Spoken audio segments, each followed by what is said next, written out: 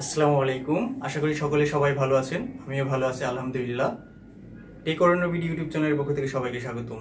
আজকে আমরা আলোচনা করব কিভাবে আপনি প্রফেশনালভাবে রিটার্ন অর্থাৎ জিরো রিটার্নটা জমা দিতে পারবেন অনলাইনের মাধ্যমে। এখন কথা হচ্ছে তাহলে রিটার্নটা কি? রিটার্ন বা আয়কর বা অনলাইনে আয়করটা কিভাবে জমা দিবেন? রিটার্নটা হচ্ছে আপনার যদি আয় বছরে 3 লক্ষ টাকার উপরে হয়, এই 3 লক্ষ টাকার উপরে যত আয় হবে তার উপরে একটা সরকারকে আয়কর দিতে হয়, সেটাই হচ্ছে রিটার্ন। আর এই রিটার্নটা যখন আপনি অনলাইনের মাধ্যমে জমা দিবেন বা সাবমিট করবেন সেটাই হচ্ছে রিটার্ন। এখন কথা হচ্ছে তাহলে রিটার্ন কেন দিবেন বা কে দিবেন? রিটার্ন তারা দিবেন যাদের আয় সীমা হচ্ছে 3 লক্ষ টাকার উপরে বছরে এবং যারা সঞ্চয়পত্র কিনতে চান, মানে যারা সঞ্চয়পত্র 5 লক্ষ টাকার উপরে কিনতে চান তাদের জন্য রিটার্নটা বাধ্যতামূলক। এখন তাহলে কথা না বাড়িয়ে চলুন শুরু করা যাক কিভাবে আপনি প্রফেশনালভাবে অনলাইনে রিটার্নটা সাবমিট করতে পারবেন।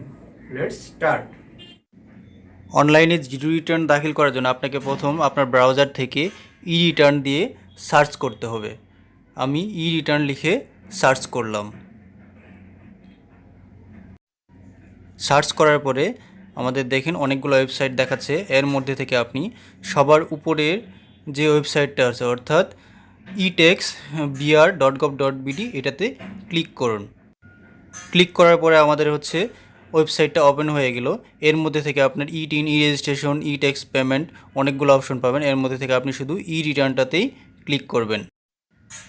রিটার্নে ক্লিক করার পরে নতুন একটা ইন্টারফেস চলে আসলো, অর্থাৎ আপনাকে এখন নতুন করে আপনার যে টিন সার্টিফিকেট যে 3 নাম্বারটা আছে সেই 3 নাম্বার আর পাসওয়ার্ড দিয়ে লগ ইন করতে হবে, সাথে ক্যাপচা কোডটা অবশ্যই দিতে হবে। আর আপনার যদি পূর্বে রেজিস্ট্রেশন করা না থাকে তাহলে এখনই আপনাকে 3 নাম্বার আর মোবাইল নাম্বার দিয়ে রেজিস্ট্রেশন করে নিতে হবে। যেহেতু আমাদের আগে থেকে রেজিস্ট্রেশন করা নেই তাহলে আমরা রেজিস্ট্রেশন করে নিব। তাহলে রেজিস্ট্রেশনে ক্লিক করুন। ক্লিক করার পরে আপনার দেখেন আপনাকে এখানে 3 নাম্বারটা চাচ্ছে প্লাস মোবাইল নাম্বার আর হচ্ছে ক্যাপচা। আপনি আপনার 3 নাম্বারটা দিয়ে দেন, মোবাইল নাম্বারটা দিয়ে দেন, ক্যাপচাটা দিয়ে দেন, তারপরে ভেরিফাইয়ে ক্লিক করেন। আমি 3 নাম্বার দিয়েছি, মোবাইল নাম্বার দিয়েছি, এখন ক্যাপচাটা লিখে ভেরিফাইয়ে ক্লিক করলাম। ক্লিক করার পরে নতুন একটা ইন্টারফেস চলে আসলো। দেখেন আপনার কিন্তু লগ ইন হয়ে গেছে। এখন আপনাকে হচ্ছে আপনার মোবাইলে একটা ওটিপি যাবে। ওটিপি এই কোডটা এখানে লিখে তারপর আপনাকে নতুন একটা পাসওয়ার্ড দিয়ে তারপর রিটাইপ পাসওয়ার্ড দিয়ে মানে কনফার্ম নিউ পাসওয়ার্ড দিয়ে আপনাকে সাবমিট করতে হবে। সাবমিট করতে পারলে আপনাকে রেজিস্ট্রেশনটা কমপ্লিট হয়ে যাবে। আমার ফোনে যে ওটিপিটা আসছে সেই ওটিপিটা আমি দিয়ে দিলাম। এরপর হচ্ছে আপনাকে একটা পাসওয়ার্ড দিতে হবে। পাসওয়ার্ডটা অবশ্যই আটটা ক্যারেক্টারের হবে কমপক্ষে। এর মধ্যে হচ্ছে আপনার ABCD বা 012 যেটাই দেন, এরপর একটা বড় হাতের ক্যাপিটাল অক্ষর, একটা ছোটো হাতের ক্যাপিটাল অক্ষর, প্লাস হচ্ছে একটা অল্টারনেটিভ ওয়ার্ড বা যেমন ধরে স্টার, হ্যাশ এই জাতীয় একটা কিছু দিয়ে আপনাকে হচ্ছে পাসওয়ার্ডটা দিতে হবে। আপনার মতো পাসওয়ার্ড দিবেন, দিয়ে সাবমিটে ক্লিক করবেন। আমি দিয়েছি আমার মতো, এরপর সাবমিটে ক্লিক করলাম। ক্লিক করার পরে দেখেন আমার কিন্তু রেজিস্ট্রেশনটা কমপ্লিট হয়ে গেল। এরপর আপনি সাইন ইনে ক্লিক করবেন। সাইন ইনে ক্লিক করার পরে দেখেন আবার আপনাকে নতুন করে লগ ইন করতে হবে। এবার লগ ইন করবেন আপনার আগের 3 নাম্বারটা আর হচ্ছে নতুন যে পাসওয়ার্ডটা দিলেন সেটা আর ক্যাপচা, এগুলো পূরণ করে সাইন ইনে ক্লিক করুন। আমি সব কিছু পূরণ করে সাইন ইনে ক্লিক করব। সাইন ইন ক্লিক করার পরে দেখুন আপনাকে নতুন একটা ইন্টারফেস চলে আসবে, অর্থাৎ আপনার যে টিন সার্টিফিকেট যে ডকুমেন্টগুলো ছিল যার নামে টিন করে তার সমস্ত ডকুমেন্টগুলো চলে আসবে। এই ডকুমেন্টগুলো আসার পর আপনি সেভ অ্যান্ড কন্টিনিউ ক্লিক করবেন। ক্লিক করার পরে আপনি আপনার মেন রিটার্নের ওয়েবসাইটে চলে আসলেন। দেখেন আপনার আইডি কার্ড, এনআইডি কার্ডের যে ছবিটা ছিল এখানে সেই ছবিটাই চলে আসবে। এরপর থেকে আপনি বাম পাশে সবার উপরে যে 3 ডট আছে সেখানে ক্লিক করবেন। ক্লিক করার পর অপশনগুলো চলে আসবে। এরপর আপনি রিটার্ন সাবমিশনে ক্লিক করবেন। রিটার্ন সাবমিশনে ক্লিক করলাম। ক্লিক করার পরে আমাদের নতুন একটা ইন্টারফেস চলে আসলো। এখানে আপনারা দেখেন অ্যাসেসমেন্ট ইনফরমেশন, এখানে রিটার্ন সাবমিশনে ইউনিভার্সাল সেলফ নাকি আদার। ইউনিভার্সাল সেলফই হবে। অ্যাসেসমেন্ট ইয়ার 2022-23 আর হচ্ছে আপনি কোন ইনকাম ইয়ারটা হবেন, যেহেতু 22-23 হবে তাহলে ইনকামটা হবে আপনার 1 জুলাই 2021 থেকে 30 জুলাই 2022 পর্যন্ত। এই ইনকাম ইয়ারটা সিলেক্ট করার পরে আপনি দেখেন নিচে হচ্ছে টেক্সেবল ইনকাম ইয়ার অ্যাবভ মেনশনড ইনকাম ইয়ার। আপনার কি যেহেতু আপনি জিরো রিটার্ন দেখাবেন আপনার তো অবশ্যই ইনকাম নেই, তাহলে সেক্ষেত্রে আপনি এখানে নো দিবেন। নোটা ক্লিক করার পরে নিচে আসে হচ্ছে নোটা ক্লিক করে দেন। তারপর হচ্ছে any income which is fully accepted from tax, যেহেতু আমাদের কোনো ইনকামই নেই তাহলে এখানে ট্যাক্সও ন হবে। তারপরে রেসিডেন্সিয়াল স্ট্যাটাস অবশ্যই রেসিডেন্টে দিবেন। দেওয়ার পরে এখানে আপাতত আর কিছু ইনকাম লাগবে না, এখানে যদি স্যালারিস থাকে, যার আদার ইনভেস্টমেন্ট সিকিউরিটি এগুলো থাকলে সেই ক্ষেত্রে এখানে পূরণ করতে পারেন। আর না যদি ঝামেলা অ্যাভয়েড করতে চান তাহলে এগুলো সব অ্যাভয়েড করে আপনি 7 কন্টিনিউয়ে ক্লিক করেন।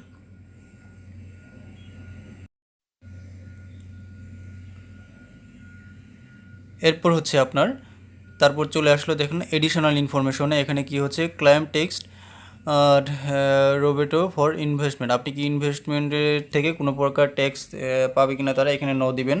তারপর হচ্ছে share bond director of a company, আপনি কোম্পানির ডিরেক্টর কিনা সেটাও ন দিবেন।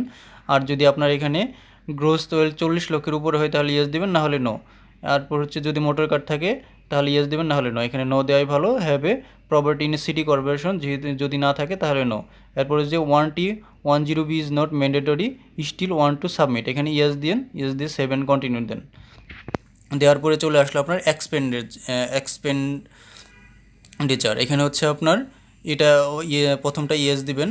ইয়েস দেওয়ার পরে আপনার এখানে টোটাল ব্যয়গুলো এখানে দেখাতে হবে। আর যদি নো দেন, নো দিলে সর্বমোট ব্যয়টা দেখাতে হবে। আর যদি ইয়েস দেন তাহলে এডিশনালভাবে প্রত্যেকটা ক্ষেত্রে আলাদা ব্যয় দেখাতে হবে। সেই ক্ষেত্রে আপনি এখানে নো দিতে পারেন, নো দিলে পরে আপনার জন্য সুবিধা হবে। তারপর এখানে নিচে ব্যয়গুলো দেখানো হয়েছে কী কী ব্যয় ধরনের হতে পারে, এগুলো বাদ দিয়ে আপনি অ্যাভয়েড করার জন্য নো দেন।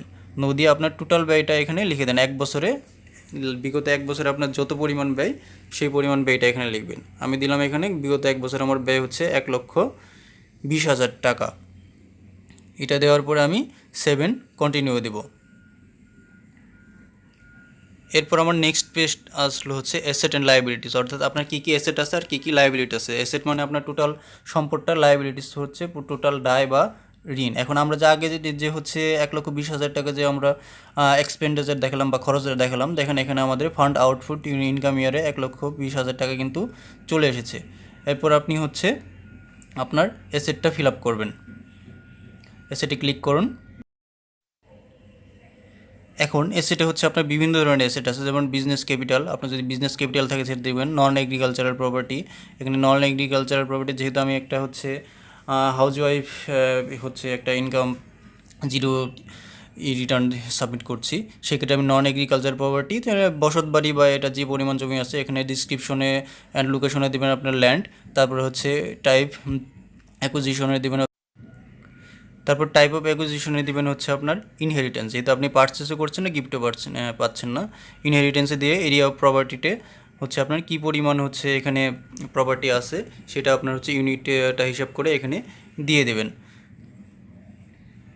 আর এখানে হচ্ছে ডিসক্রিপশন অ্যান্ড লোকেশন হচ্ছে, তো এখানে হবে ল্যান্ড, আগেই বলেছিলাম, এখানে অটোমেটিক হয়তো ভুল লিখেছিলাম আগে, ল্যান্ড।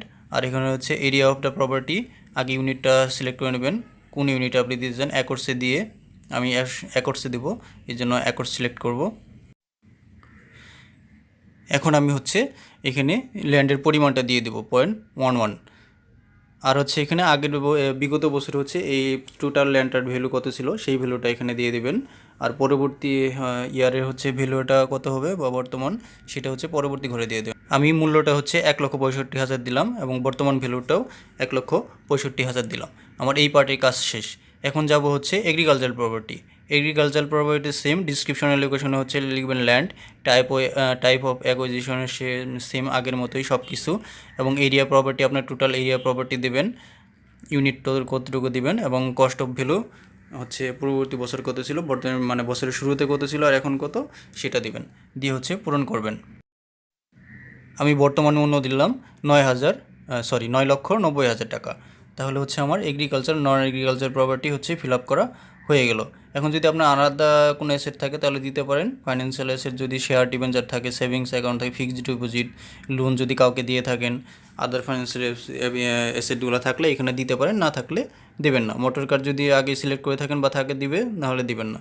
এছাড়া আপনি এখানে দিতে পারেন গোল্ড, ডায়মন্ড, জেমস বা আদার, এটা মোটামুটি সবাই থাকে, এটা আপনি দিতে পারেন। এছাড়া আপনি নগদ ক্যাশও অ্যাড করে দিতে পারেন যদি আপনার থেকে থাকে। সেক্ষেত্রে আমার যেহেতু গোল্ড আছে আমি এখানে কিছু গোল্ড দিব। গোল্ডটাও সেই আগের মতোই আপনি কী দেবেন, এখানে গোল্ড সিলেক্ট করবেন, টাইপ অফ অ্যাকুইজিশন আবার সেই আগের মতোই ইনহেরিটেন্স।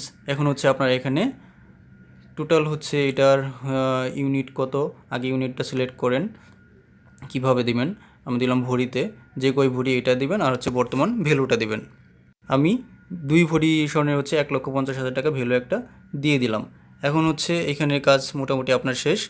এগুলা মূলত করতে হবে, cash and fund, outside business যদি থাকে সেটাও দিতে পারেন। এখন হচ্ছে মোটামুটি এখানে আপনার হচ্ছে অ্যাসেটের কাজটা শেষ হয়ে গেল। এখন নিচে গিয়ে দেখেন অ্যাসেটটা যোগ হয়ে গেলো। আগে 1,20,000 আপনার খরচ ছিল এক্সপেন্ডিচার, এবং হচ্ছে 13,05,000 টাকা আপনার টোটাল কৃষি এবং গোল্ড মিলে হচ্ছে সম্পদ রয়েছে। টোটাল তাহলে 14,25,000 টাকা সম্পদ আপনাকে এখানে দেখাচ্ছে। এখন আমার এই 14,25,000 টাকা যদি জিরো দেখাতে পারি, মানে আপনি সম্পদটা কোথা থেকে পেলেন, সমপরিমাণ সম্পদ যদি দেখাতে পারি, তাহলে কিন্তু আমার ইনকামটা জিরো হয়ে যাবে। এই যে সোর্স অফ ফান্ড যে জিরো দেখাচ্ছে, এটা যদি আমার সমপরিমাণ দেখাতে পারি তাহলে ইনকাম জিরো হয়ে যাবে। এখন এখান থেকে সোর্স অফ ফান্ডে যেতে পারেন। আর যদি লাইবিলিটি থাকে, আপনার যদি ঋণ থাকে সাথে দেখাতে পারবেন, আগেই তো বলেছিলাম। তো এখন দেখেন অ্যাসেটের কাজ শেষ হয়ে গেল আমাদের। এরপরে লায়াবিলিটি, যদি আপনার কোনো ঋণ থাকে, বোরোয়িং ফ্রম ব্র্যান্ড, এগুলো আপনি হচ্ছে পূরণ করতে পারেন, বা আদারওয়াইজ অন্য কোথাও লোন থেকে নিলে সেটাও পূরণ করতে পারেন। সেটাও আপনার ইনকাম থেকে, আপনার সম্পদ থেকে একটা মাইনাস হয়ে যাবে। এখন আপনি আসল কাজ হচ্ছে সোর্স অফ ফান্ড। যেহেতু আপনার কোনো এখানে ইনকামই নেই, তাহলে এগুলো দুইটা ঘড়ি ফাঁকা যাবে। ইনকাম শোন দ্য রিটার্ন, আগের বছরে তো রিটার্ন দেনই নাই, তাহলে ইনকাম এখানে কোত্থেকে আসবে?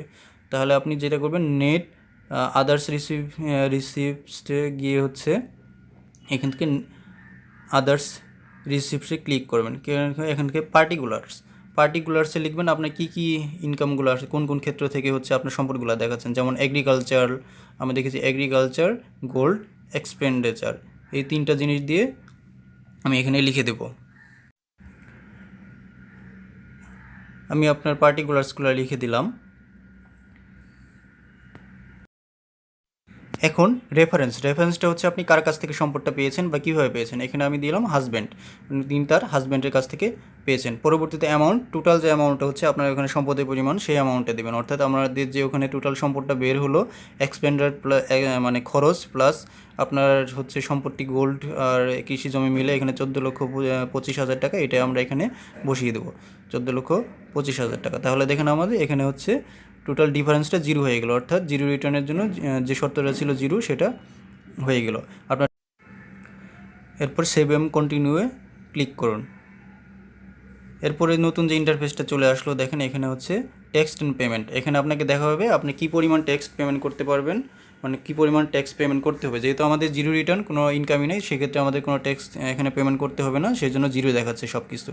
এখান থেকে আপনি হচ্ছে সবার নিচে গিয়ে হচ্ছে সেভে দিতে পারেন বা রিসেট কারেকশন করতে পারেন। এরপর হচ্ছে আপনি প্রসেস অনলাইন রিটার্নে ক্লিক করে আবার সামনের দিকে এগোতে পারেন। আর পে নাও অপশনটা এখানে দেখাতো, যদি আপনার এখানে ট্যাক্স পেবল হতো, তখন আপনি বিভিন্ন ইন্টারনেট ব্যাঙ্কিংয়ের মাধ্যমে পে করতে পারতেন।